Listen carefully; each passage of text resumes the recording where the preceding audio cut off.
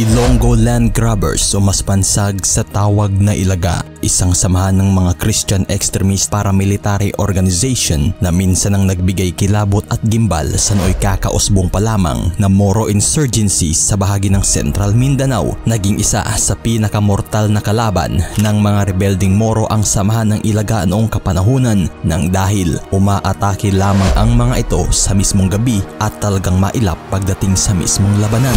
Kilala ang grupo na may tinataglayng kapangyarihan gamit ang anting-anting kung saan tinatapyas umano ng mga ito ang iilang parte ng katawan ng kanilang mga kalaban kagaya ng tenga at utong at minamarkahan ng krus ang kahit na sinumang kanilang matodas. Isa sa naging pinakakilala at tumunog na commander ng samahan ay si Norberto Manero Jr. o kilala sa tawag na Commander Bukay na minsan ang nagbigay kilabot sa Central Mindanao nang dahil sa kabrutalan nitong pamamaraan sa pagtodas ng kanyang mga kalaban. Isa sa pinakatumatak na kagagawan ni Commander Bukay ay ang umano'y pag-display nito sa mga ulong pugot ng rebelding Moro at ang umano'y pagiging kanibalismo kung saan minsan ang kinain nila ang lamang loob ng kanilang kalaban. Ngunit may katotohanan nga ba ang pangyayaring ito o sadyang patutsada lang ng iilan? Kaya ngayon ay aalamin natin ang tunay na kwento sa buhay ni Manero Jr. alias Commander Bukay at ang pagkabuo rin ng naturang Christian extremist group o mas kilala sa tawag na Ilaga.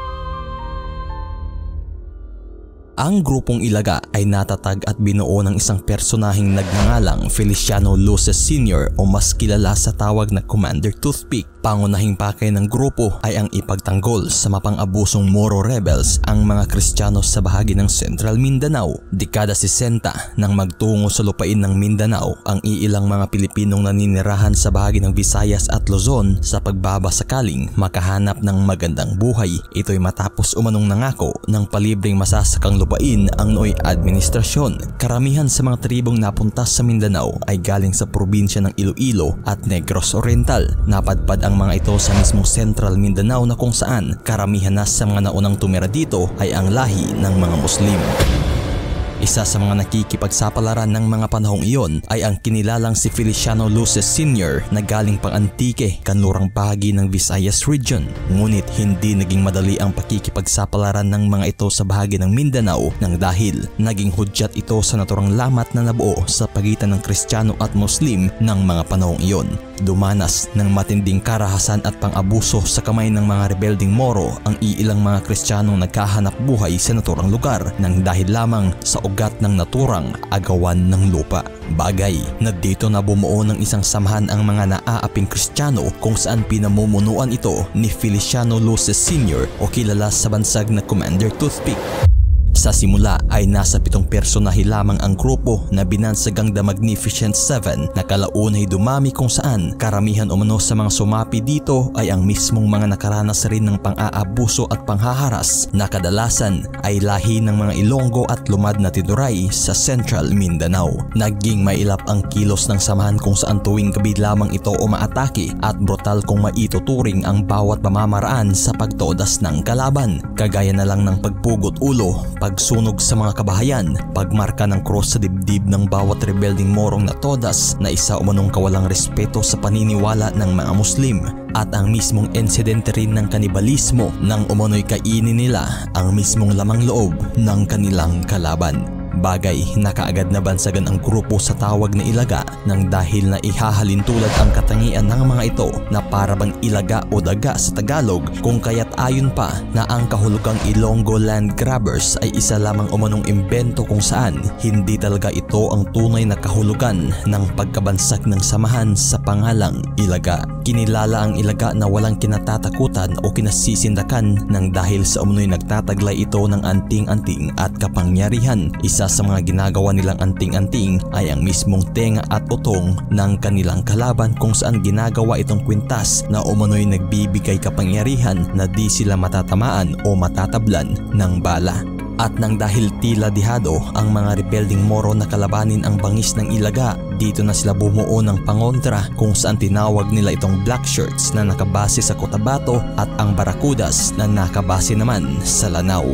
At sa pagpasok ng dekada 70, dito na mas lalong tumunog pa ang samahan ng Ilaga kung saan sa una ay naging kalaban sila ng batas na kalaunay naging kaanib rin. Ito ay nang malaman ng administrasyon na ang layunin pala ay ang supuin ang lumaganap na Moro insurgency sa Central Mindanao, kung kaya't sa ilalim ng administrasyong Marcos naging paramilitary organization ang grupo ng Ilaga kung saan kaanib nila ang nooy tinatawag na Philippine Constabulary na nakadeploy sa Central Mindanao. Pangunahing layunin ng naturang sanib pwersa ay ang pigilin at supilin ang pausbong na opensiba ng mga rebelding Moro. Dito na naging bahagi ang grupo sa tinatawag na Civilian Home Defense Forces o CHDF kung saan inarmasan na sila ng mismong pamahalaan. At sa paglipas ng panahon ay naging epektibo ang samahang ito na naging dahilan sa unti-unting paghina sa pwersa ng pausbong na Moro Rebellion sa naturang lugar.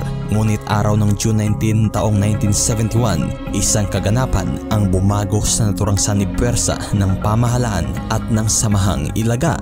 Ito ay nang maging pangunahing sospek ang grupong Ilaga sa brutal na pagpatay sa halos 70 sibilyang Muslim sa loob ng moske sa Manili, Carmen, North Cotabato o mas kilala sa tawag na Manili Massacre. Kung kaya't ang pangyayaring ito ay siyang naging ugat sa unti-unting pagkabuwag ng sanibpwersang samahan ng pamahalaan at ng grupong Ilaga. Sa pagkakataong ito, naging kalabanan ng militar ang grupong Ilaga nang dahil sa naturang arrest warrant na nakapatong sa kanila. Kung kaya't dito na rin unti-unting nasipak ang grupo na kalaunay pinamumunuan na ng iba't ibang commander kung saan may tinatawag ng pulahan, itiman at mismong putian. Ngunit ang grupong ito ay pawang miyembro pa rin ng Ilaga kung saan pangalan lamang ang naiba. May mga nagaganap ring taunang pagtitipon ng grupo kung saan tinatawag itong Rainbow Coalition. Isa sa mga pinakatumunog ng grupo ng mga Ilaga sa panahong iyon ay ang tinatawag na pulahan kung saan pinamumunuan ito ng isang commander na nagngangalang Roberto Manero Jr. o mas bansag sa tawag na Commander Bukay. Naging kinatatakutang pangkat sila Commander Bukay o mas kilala sa tawag na pulahan nang dahil sa pagiging bagsik nito pagdating sa naturang labanan. Ngunit isa sa talagang nagpasikat sa pangalan ni Commander Bukay ay ang nangyaring pagpaslang nila sa Mamalumpong Brothers noong 1977. Kasama ang asawa niyang tinatawag na si Commander Inday ay walang awa nilang pinagpapaslang ang Mamalumpong Brothers at umano'y kinain ang mismong mga lamang loob nito, kung kaya't naging isa na sa pinakakinatatakutang commander si Bukay ng mga panahong iyon sa kadahilanan ng kabrutalan nito.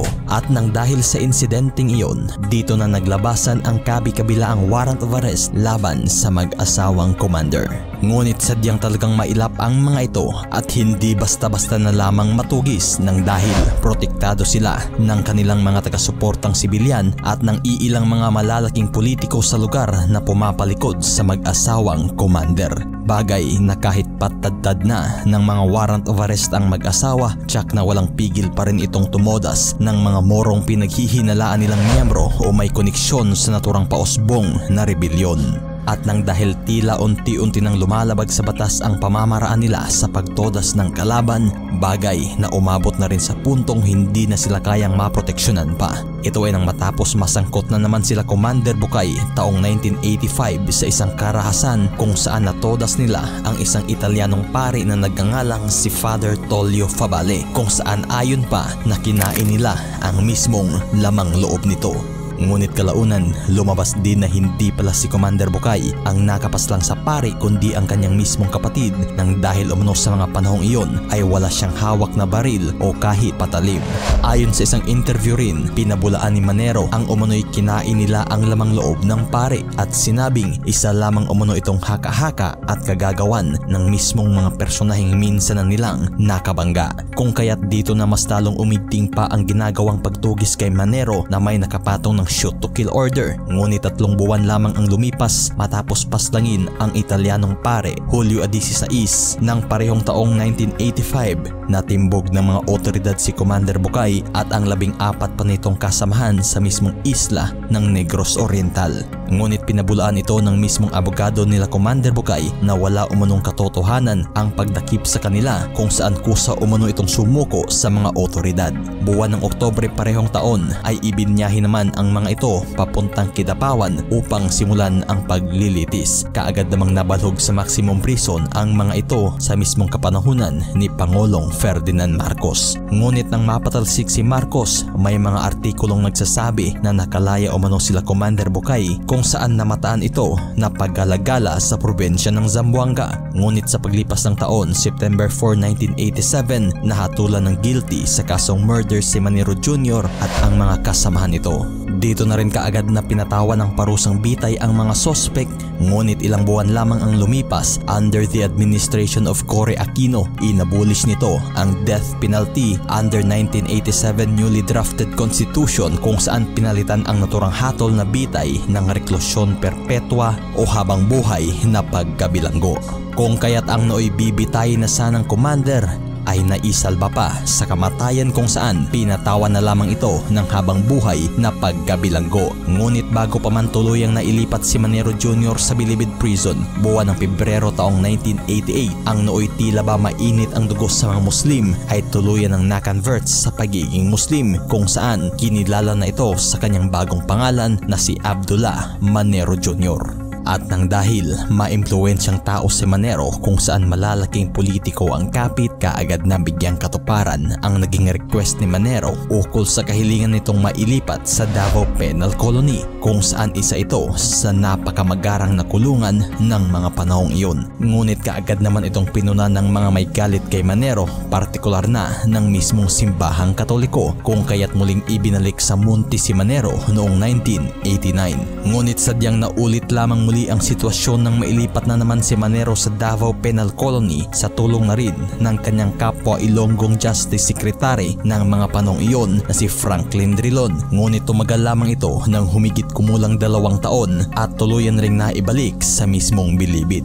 At sa pagpasok ng bagong administrasyon ni Ramos, tila ba mas naging madali pa ang buhay ni Manero kung saan palihim na umano itong nakalabas-pasok sa kulungan, kung kaya't muli na namang tinugis si Manero at ibinalik sa Bilibid. Dito na rin nag-file ng amnestiya ang kampo ni Manero na kalaunay ang nooy kaso nitong habang buhay na pagkabilanggo ay naging 24 years imprisonment na lamang. At sa mismong pagpasok ng Administrasyong Estrada, tuluyan ng nakalaya si Manero matapos itong mabigyan ng conditional parole. At sa pagbalik bayan ni Manero sa tulunan, naging samot-sari ang reaksyon kung saan maraming mga namimiit galit sa kanyang paglaya at marami din naman ang nasisiyahan na kung saan itinuturing itong para bang bayani. Kalaunay, muling nabalik lingkod si Manero sa pamahalaan nang gawin itong kasapi ng mga Kafgo, bagay na sinang-ayunan naman ito ng mismong mayor sa kanilang bayan nang dahil malaki umano ang maitutulong ni Manero pagdating sa proteksyon, lalo't kabisado nito ang pasikot-sikot sa kanilang lugar. Ngunit dito naman pumasok ang simbahang Katoliko na tutol sa ibinigayng conditional parole kay Manero, kung kaya't February 25 taong 2000 nagkusang loob na sumuko si Manero Jr. sa mga kinauukulan, lalo't mismo kay nooy PNP General Panfilo Lacson. At matapos ang pagsuko, kaagad na balhog preso si Manero sa Sarangani City Jail. Ngunit nang mapatalsik si Estrada, kagaya pa rin ng dati, muling nakalaya si Manero sa bilangguan under the administration of Gloria Macapagal Arroyo. Dito na kaagad nagpalabas ng immediate manhunt operation ang pamahalaan laban kay Manero na kalaunay taong 2001 ay muli na naman itong natimbog. Bagay na mas lalo pang tumunog ang pangalan ni Bokay kung saan umani ito ng samot-saring komento kung saan isa lamang umano itong simbolo na mahina at korap ang pamamalakad ng administrasyon. Sa mga panahong iyon ay tila ba hindi na batas sa pamahalaan ang naging pangunahing kalaban ni Manero Jr. kundi ang mismong simbahang Katoliko na, bagamat pilit mang ipalabas ng simbahang Katoliko ang mga taong pumapalikod kay Manero, tiyak na hindi ito naging madali sa kadahilanan na talagang marami at mismong maimpluwensyang tao na may katungkulan sa pamahalaan ang pumapalikod nito. Sa paglipas ng taon ay tila bigla na lamang naglaho ang pangalan ni Manero na hanggang taong 2017 muli itong pumutok matapos lumabas ang isang warrant of arrest laban sa kanya. Ngunit kagaya ng dati, na-dismiss lang din ito kung saan sa kasalukuyan isa ng malayang personalidad si Manero na nasa simpleng pamumuhay. Subalit, naging mabangis at madungis man ang pangalang nabuo ni Manero, Jack na di maipagkakailang, tinuturing siyang bayani ng iilang minsan na niyang pinagkalooban ng magandang gawa, kung saan tinuring rin siyang kaaway ng iilang mga personaheng minsan na niyang nakabangga.